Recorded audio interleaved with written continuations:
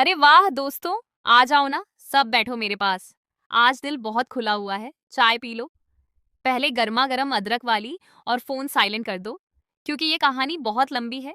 बीच में उठे तो मजा किरकिरा हो जाएगा। पूरी सुनना।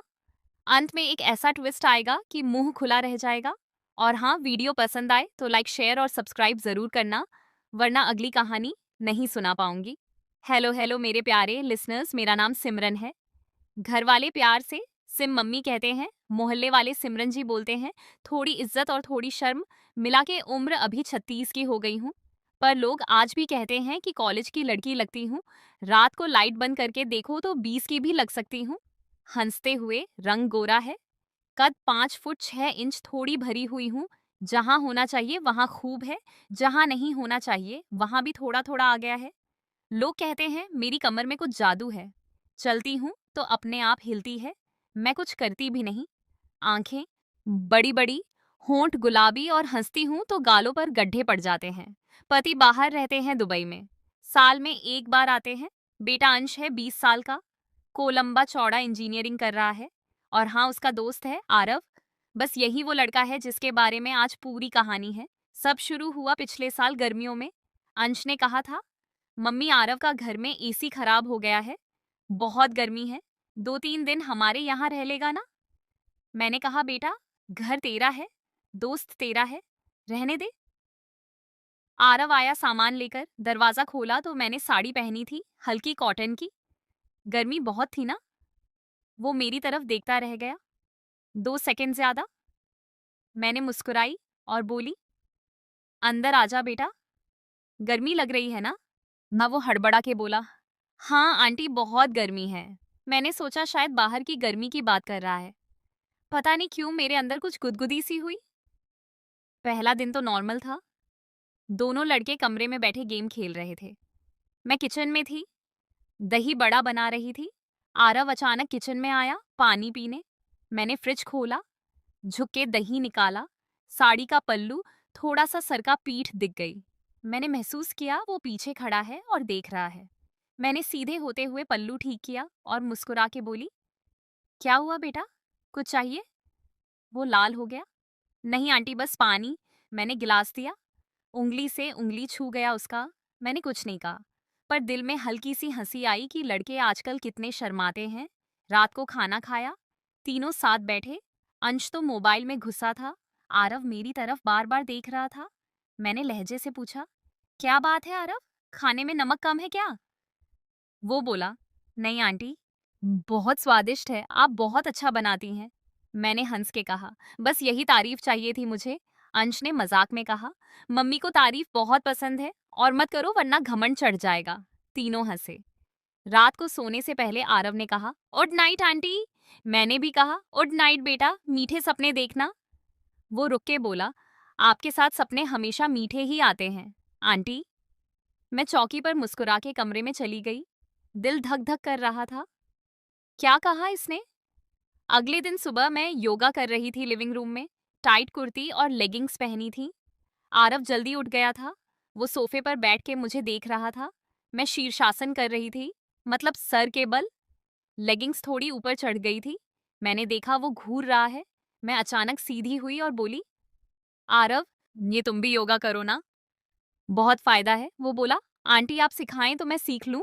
मैंने हंस के कहा, चलो आज से तुम मेरे शिष्य बन जाओ। उस दिन से रोज सुबह वो मेरे साथ योगा करने लगा। कभी मैं उसका हाथ पकड़ के स्ट्रेच करवाती, कभी वो मेरी कमर पकड़ के सपोर्ट देता। स्पर्श बहुत था, पर हम दोनों कुछ नहीं बोलते थे, बस आंखें मिलती थीं और शर्म से झुक जाती थी। एक दिन मैंने नई साड़ी पहनी, लाल रंग की, बहुत पतली। आरव ने देखते ही कहा, आंटी आप आज तो लग रही हैं। मैंने पूछा, क्या। जी, वो बोला, बहुत खूबसूरत।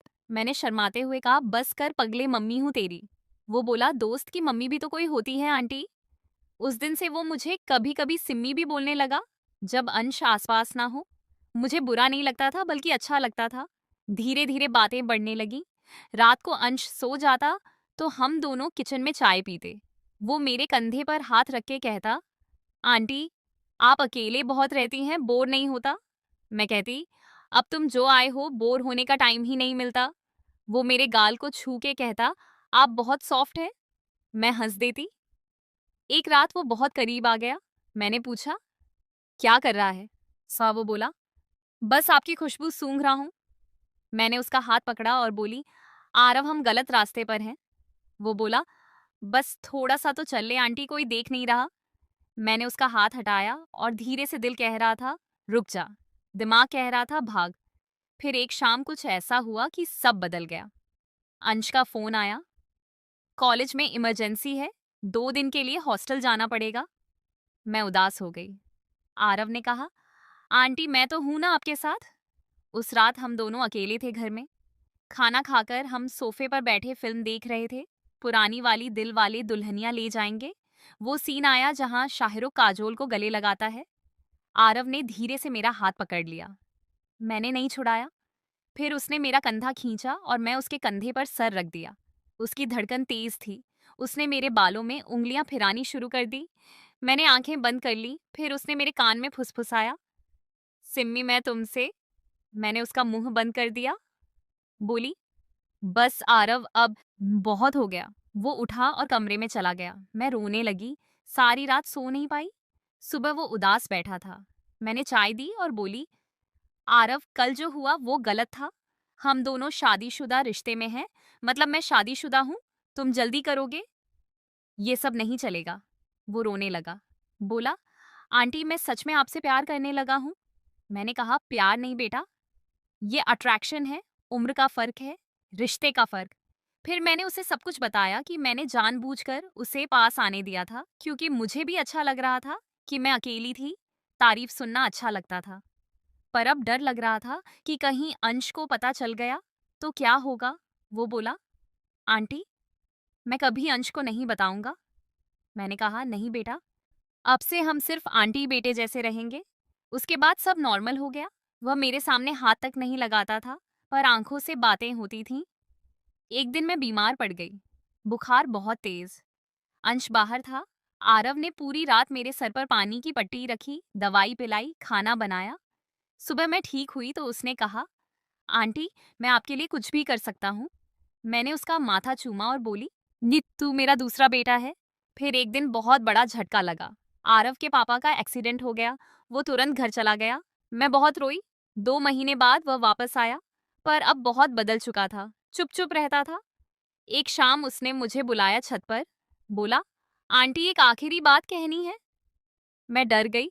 वो घुटनों पर बैठ गया और बोला, सिमरन जी मैं आपसे शादी करना चाहता हूँ। मैं हक्की बक्की।